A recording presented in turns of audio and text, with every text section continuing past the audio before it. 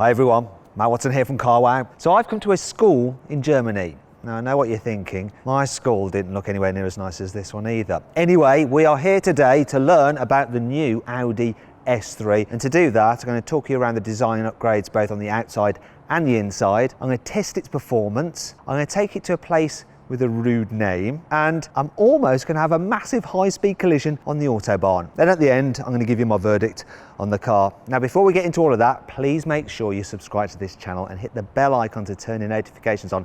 That way, you won't miss a single upload. You ready? Good.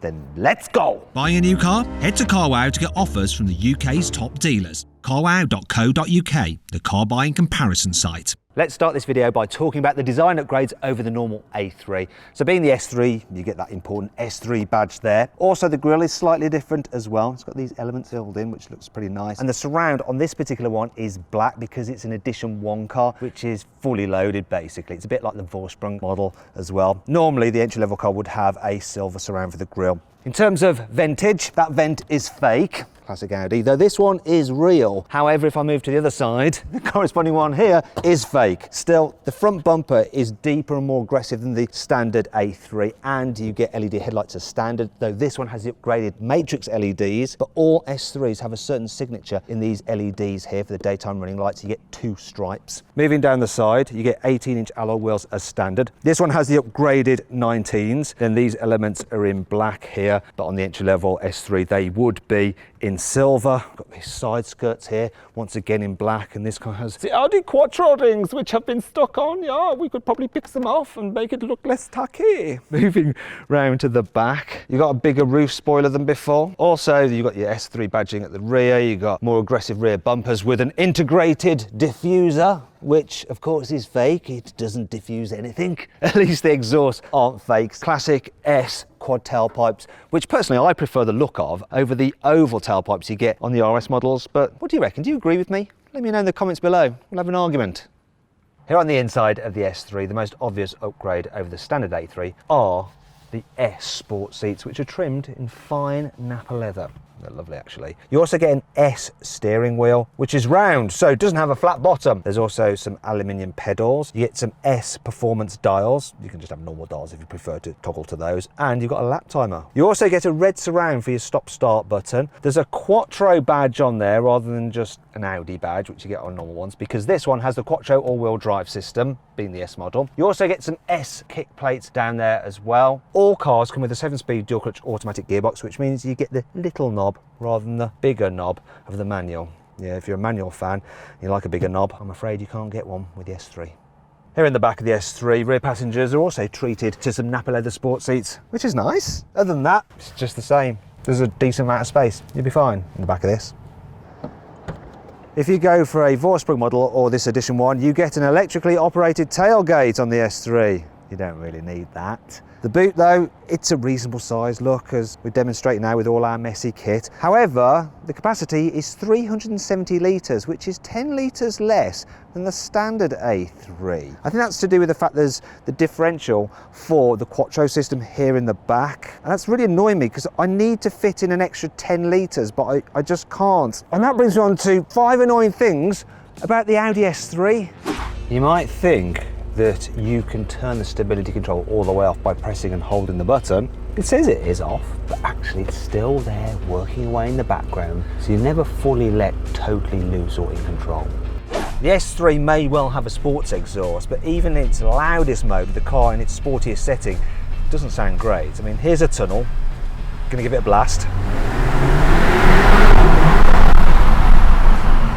Nah, it's all just like, The integrated headrest design of the front sport seats means that people in the back don't get quite such a good view forward. Oh, damn it. The position of the drive mode select button is really awkward. It's down here, so it's hard to hit where you're driving. Now, you can actually configure this special button here on the steering wheel, but you can't make it control the drive select, which is just absolutely infuriating on a sporty car like this. Even if you have the car in its sportiest setting and the gearbox in manual mode, it'll still automatically change up for you if you reach the red line. Look, there. I'm not allowed to ping it off the limiter if I want to. Thankfully, this car has plenty of cool features to help make up for all this. Here's 5. The S3 has upgraded stiffened sports suspension, which sits 15mm low to the ground. Also, if you go for one of these Edition 1 versions or a Vorsprung model, then you get adaptive dampers as standard. Now, these can actually read the road surface and react in a few thousandths of a second. They also provide a greater breadth of ability between comfort and sporty setting compared to the adaptive dampers on the old S3. There's upgraded performance brakes for added stopping power, and look, they have a nice little S logo on the caliper as well. The car is fitted with a special computer which controls all the key driving functions such as the stability control, the Quattro all-wheel drive system and the adaptive dampers if you have them fitted. And it ensures that they all work in perfect harmony. You can sort of consider it as being a bit like the CEO of driving dynamics. The Quattro all-wheel drive system has an electronically controlled multi-plate clutch just ahead of the front axle. Normally the car just drives along in front-wheel drive mode, but when you need some extra traction at the rear, it can instantaneously engage those back wheels. Theoretically, you can send 100% of the engine's power to the back wheels, but the reality is, in practice, a maximum of about 85% of the power, which is slightly more power than you used to be able to get sent to the rear wheels in the previous Audi S3. The S3 gets progressive steering as standard. That means that the steering gets more and more responsive the more you turn the wheel. So if you're cruising along at high speed and you turn it a bit, it means that the car doesn't move much, it doesn't feel jittery, yet when you're going at low speeds and turn it a lot, it's really manoeuvrable. Wait a minute, there's a place called Titting. I've got to go to Titting. So the advantage of the progressive steering, I'll demonstrate now for low speed manoeuvres, because look, it's dead easy to do a U-turn. Dead ahead to full lock in one whole turn. Makes the car really manoeuvrable. Perfect if you're a slightly childish motoring journalist and want to go to a place with a funny name. Titting, here we come. Not quite what I was hoping for. The most important change that the S3 has over a normal A3 is, of course, its engine. So it gets a 2-litre 4-cylinder turbo. Now, it's quite similar to the engine in the old S3. That used to produce 300 horsepower though. Reason is, it used to produce 310 horsepower, but then during a facelift they had to change things for emissions and the power went down slightly to 300. Now for this engine they've changed quite a lot of features on it, so the power is back up to 310 horsepower, got 400 newton meters of torque. Audi says it'll do 0 to 60 in 4.8 seconds, which I think is a load of shizer. I'm going to see for myself using my specialist timing gear here. So I'm going to launch the car. I got the car in dynamic mode, gearbox in sport, I've got the stability control in sport. I'm going to launch it. Specialist timing gear ready to go. I'm ready to go. Let's do this. Let's see what it actually does. Launch control activated. Come on, car. There's a 60. Quicker, 4.4 seconds. Are we going to do a quarter mile? Right, I'm running out of road. Oh, I was hoping to do the quarter mile then. I think I was just a little bit shy. It's saying 13.15 seconds. But I reckon I was braking beforehand. Let's give it another go. Right, let's try that again. I'm going to be braver this time. Launch activated. Go. Aha, better 0 to 60, 4.37 seconds. Come on now. How much further to the quarter mile? I'm running out of space.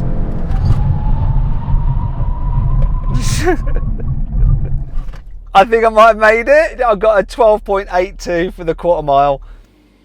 The thing about the S3 is that while it can deliver impressive performance, it's also super easy to live with every day. So I'm testing out in town. It's a German town, which means that it's relatively empty and the road is super smooth. So very unlike a British town. Oh, look, there's a little manhole cover there. I'm going to go over that. Test the suspension. Seems a little bit firmer than the standard A3, but not bad. Here's another one. I'm going to try and get that. You actually have to actively look for bumps in Germany to give you an idea of what the car might feel like when you're driving the whole time in the UK. It's a little bit difficult. Oh, here's another one. Let's go over that. As far as I can tell, it's fine, but really these roads are too smooth for me to be fully sure. Relaxing, easy to drive around town. The automatic gearbox is doing its thing. I don't even know it's changing gear. It is though. Can't really tell it's smooth. Let's find out what this S3 is like for having the fun on the Autobahn. Fun of the Autobahn. I'm just cruising along at 120 kilometers an hour, about 70-75 miles an hour, using the adaptive cruise control, so it's doing all the things like auto steering, keeping me a safe distance from the car in front. It's keeping it in lane. I'm not taking my hands off the wheel though. What kind of economy are we doing? So it's averaging 7.6 litres per 100 kilometers when just cruising at 120. So what's that, Ollie? Cameraman's got the conversion on his phone. 37.17 British MPG. 37.17 British MPG. You heard the man. That's all right for just cruising along. But we're in Germany.